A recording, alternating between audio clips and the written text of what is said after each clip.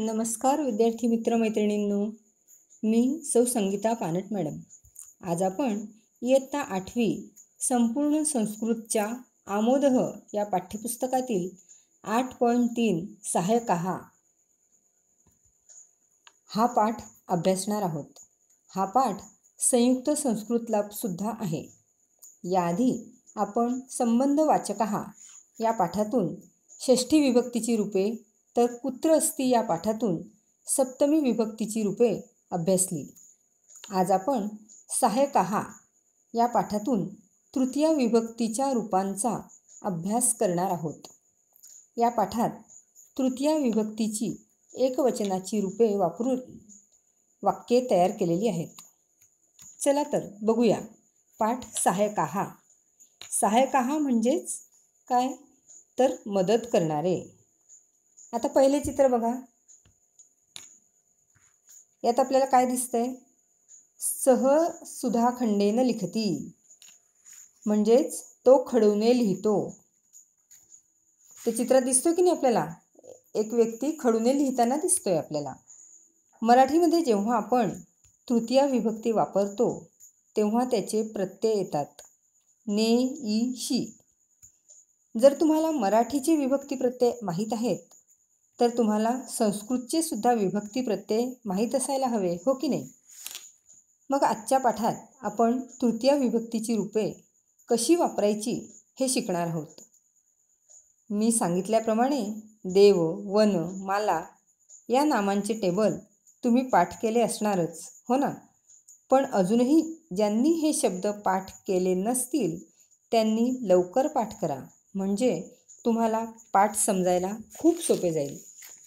आता बघा, आपण जेव्हा देव ह्या नामाचा टेबल म्हणतो तेव्हा देव या नामाचे तृतीय एकवचन देवेन असे होते. काय होते? देवेन. आता पहिल्या चित्रात बघा, हा मुलगा कशाने लिहितो आहे तर खडूने.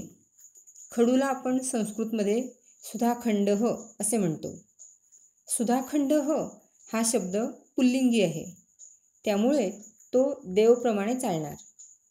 मग देव शब्दाचे तृतीय एकवचन देवेन होते.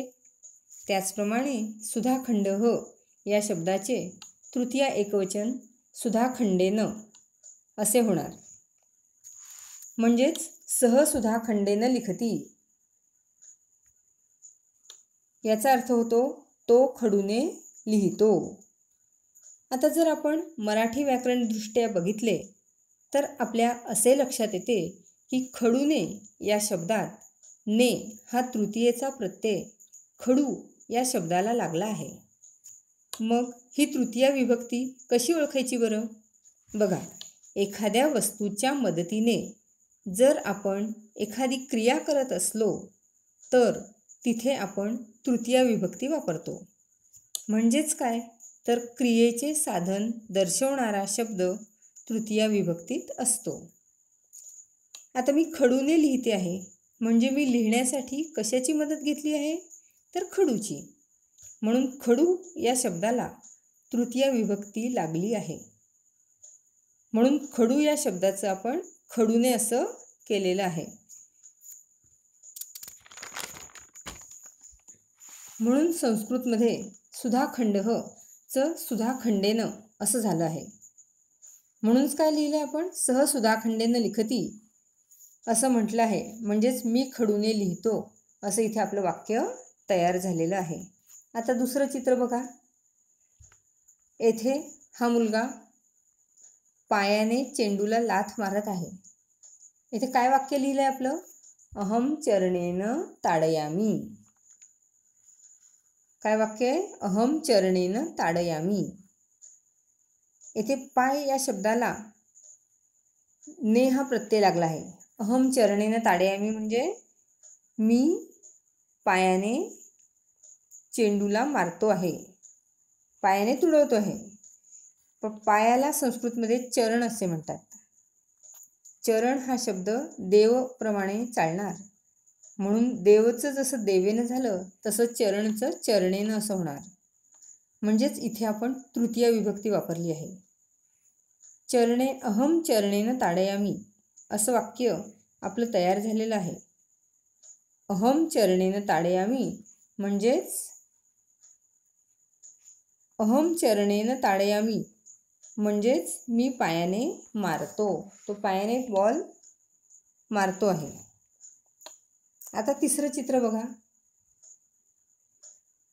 काय लिहिलंय? अहम चमसेन खादामी.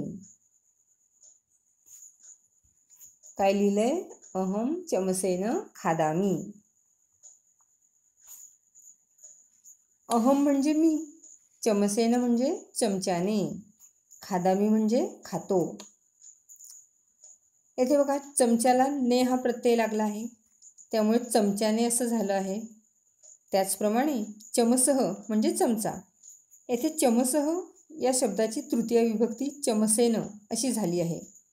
म्हणून आपलं वाक्य आहे चमसेन अहम चमसेन खादामी असं झालंय आपलं वाक्य. अहम चमसेन खादामी म्हणजेच मी चमच्याने खातो.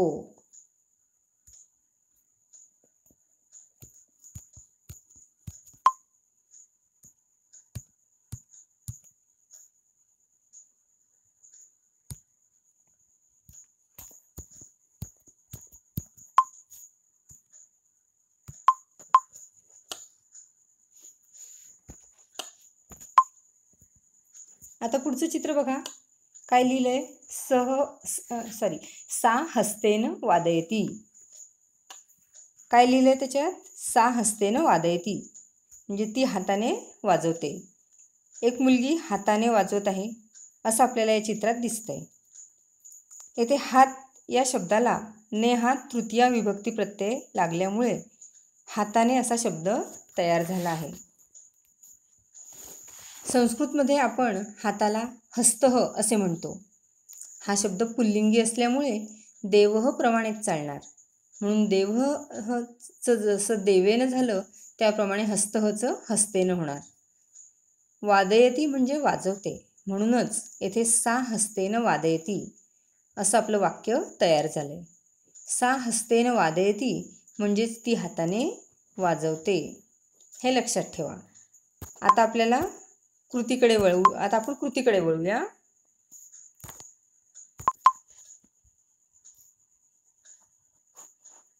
कृती बघण्याच्या आधी एक लक्षात ठेवा.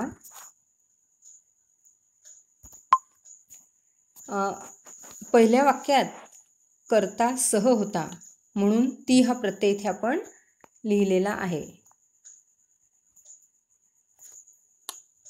त्याचप्रमाणे म्हणजे काय बघितलं आपण? पहिल्या वाक्यात कर्ता सह होता म्हणून ती हा प्रत्यय आपण क्रियापदासाठी वापरला.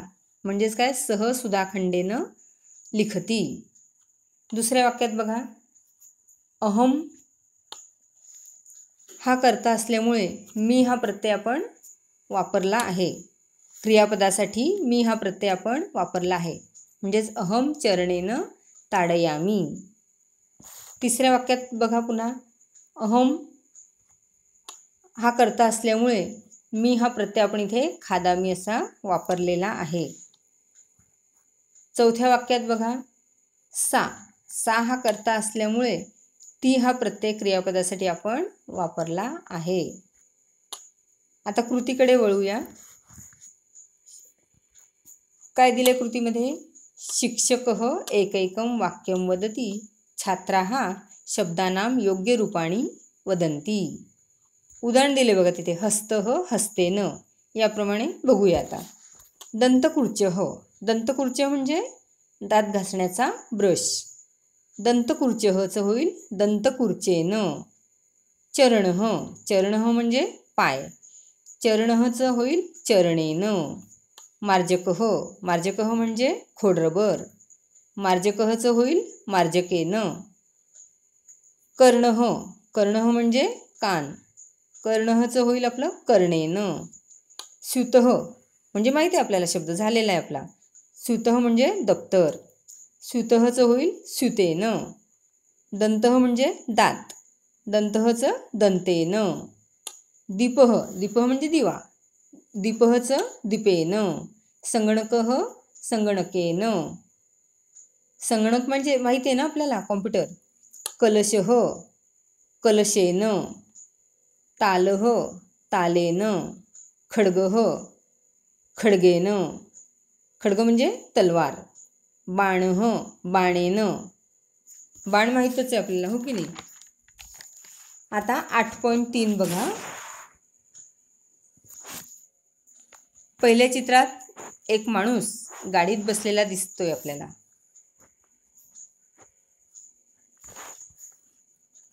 गाडीला आपण संस्कृतमध्ये यानम असे म्हणतो.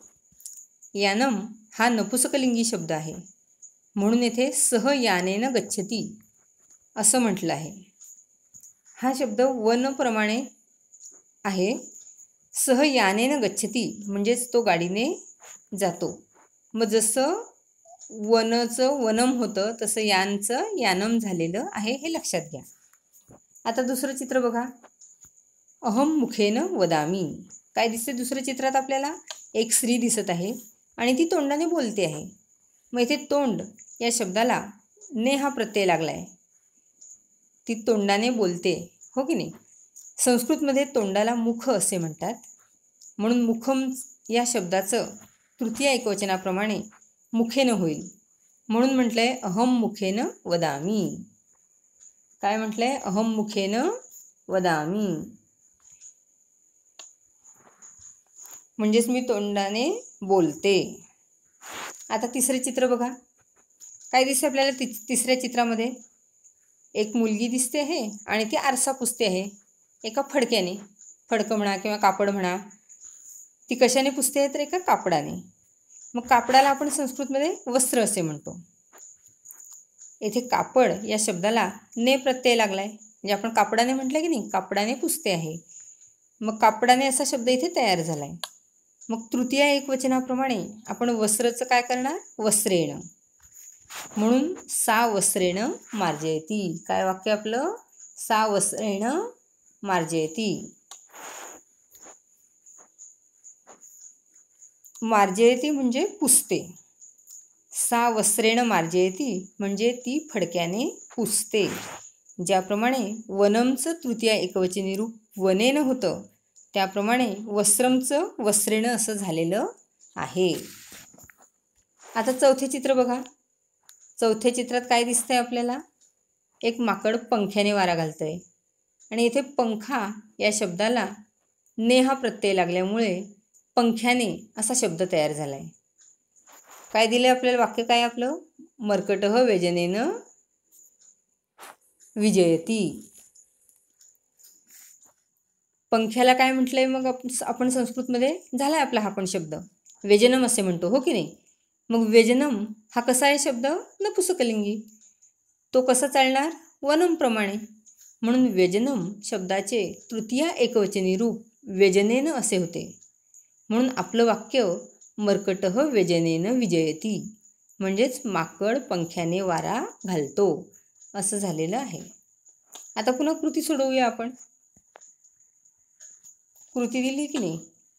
शिक्षकः शब्दं वदति, छात्राः शब्दानां योग्य रूपाणी वदन्ति. उदाहरण दिले इथे, नेत्रम नेत्रेण. त्याप्रमाणे बघा आता आपले कसे होतील शब्द तयार. वाहनम वाहनेन, जलम जलेन, वस्त्रम वस्त्रेण, यंत्रम यंत्रेण, व्यजनम व्यजनेन, पुस्तकम पुस्तकेन, भांडम भांडेन, शस्त्रम शस्त्रेण.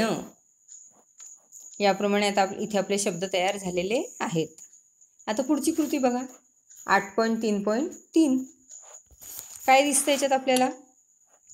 पहिल्या चित्रात एक मुलगी दिसते आहे. ती काय करते आहे?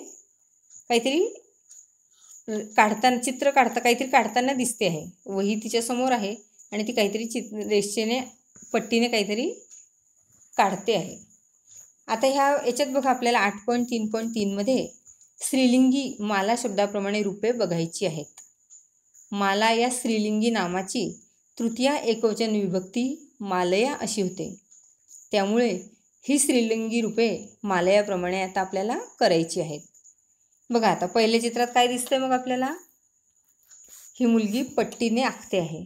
काहीतरी आखताना ती दिसते आहे. मग याला संस्कृतमध्ये काय म्हणतात? आलिखती. मग इथे आपल्याला वाक्य बघा काय दिलंय? सा मापिकया आलिखती. म्हणजेच ती पट्टीच्या साहाय्याने आखते आहे, म्हणजेच पट्टीने ती आखते आहे. येथे पट्टी या शब्दाला ने हा प्रत्यय लागला आहे. पट्टीला संस्कृतमध्ये मापिका म्हणतात. मापिका शब्दाचं तृतीय एकवचन मालाप्रमाणे होणार, म्हणजेच मालाचं आपण मालया केलं तसं मापिकाचं मापिकया होणार. म्हणून सा मापिकया आलिखती असं म्हटलं आहे, म्हणजेच ती पट्टीने आखते असं इथे आपलं होणार आहे.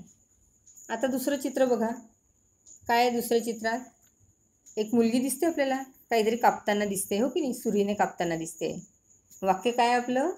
बालिका छुरिकया कर्तयती. बघा, सुरीला संस्कृतमध्ये छुरिका असं म्हणतात. कापते म्हणजे काय? तर कर्तयती.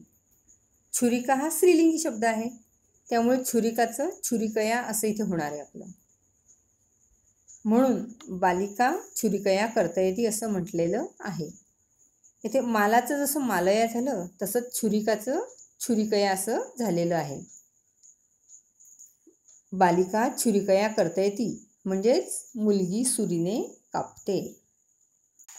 आता पुढच्या चित्रात बघा आपल्याला काय दिसतंय? एक बाळ दिसतंय की नाही, आणि बाळाच्या हातात काय? बाटली. कुपी. कुपी म्हणजे बाटली. झालेला आपला शब्द आपण.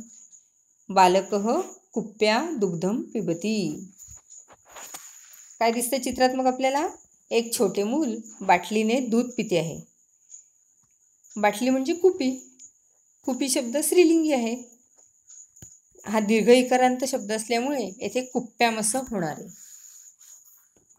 बालकः कुप्या दुग्धम पिबती म्हणजे मूल बाटलीने दूध पिते. नदी शब्दाचं तृतीय एकवचन नद्या असल्यामुळं कुपीचं कुप्या असं झालं आहे. आता आपण कृती सोडवूया. बघा, जसं शाटिका शाटिकया, नदी नद्या असं होतं, त्याप्रमाणे रोटिका रोटिकया, पुस्तिका पुस्तिकया, पेटिका पेटिकया, नलिका नलिकया, उत्पीठिका उत्पीठिकया, शर्करा शर्करया, गुलिका गुलिकया, पुत्तलिका पुत्तलिकया, कुंचिका कुंचिकया, मार्जनी मार्जन्या, अंगुली अंगुल्या, पुनःपुरणी पुनःपुरण्या, पुनःपुरण्या, अंकनी अंकन्या, कर्तरी कर्तर्या, घटी घट्ट्या. याप्रमाणे आपल्याला ही कृती वहीमध्ये सुद्धा लिहायची आहे. आता आपण भाषाभ्यास बघूया.